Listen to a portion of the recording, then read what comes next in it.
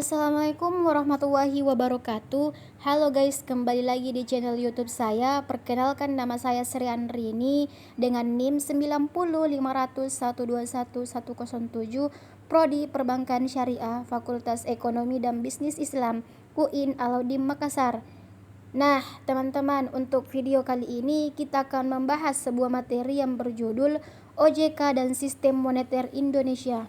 Adapun pokok pembahasan materi kita pada kali ini yaitu ada 4 poin. Yang pertama, Otoritas Moneter Indonesia. Yang kedua, peralihan otoritas moneter ke otoritas jasa keuangan.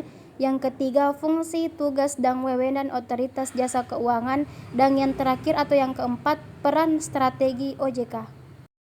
Otoritas Moneter Indonesia. Otoritas moneter adalah suatu bentuk di mana mempunyai kewenangan untuk mengontrol jumlah uang yang beredar dan mempunyai hak untuk menetapkan suku bunga untuk menetapkan biaya dan stok atau persediaan uang suatu negara.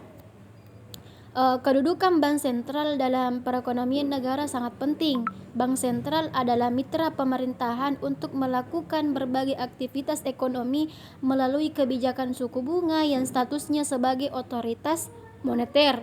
Bank Sentral mempunyai tugas, tujuan, dan wewenang yang tidak dimiliki oleh lembaga ekonomi lain. Peralihan otoritas moneter ke otoritas jasa keuangan. Pada tanggal 22 November 2011, Undang-Undang Nomor 21 Tahun 2011 tentang OJK disahkan oleh pemerintah dan menjadi landasan hukum bagi berdirinya lembaga OJK Indonesia. Sebelumnya, otoritas moneter dan pengawasan jasa keuangan di Indonesia dipegang oleh Bank Indonesia sebagai bank sentral negara.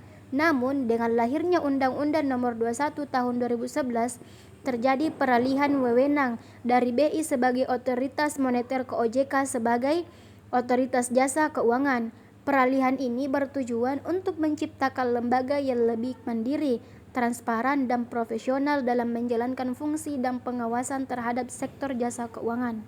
Fungsi, tugas, dan wewenang otoritas jasa keuangan. OJK memiliki tujuan, fungsi, tugas, dan wewenang dalam menjalankan tugasnya sebagai lembaga yang mengatur serta mengawasi hampir ke semua sektor jasa keuangan di Indonesia. Dalam pasal 5 Undang-Undang OJK menjelaskan mengenai fungsi OJK, yaitu menyelenggarakan sistem pengaturan dan pengawasan yang terintegrasi terhadap keseluruhan kegiatan di dalam sektor jasa keuangan.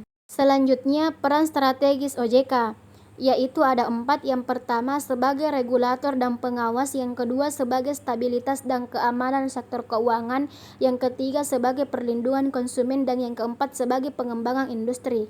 Sekian materi saya, see you next video, bye bye. Wassalamualaikum warahmatullahi wabarakatuh.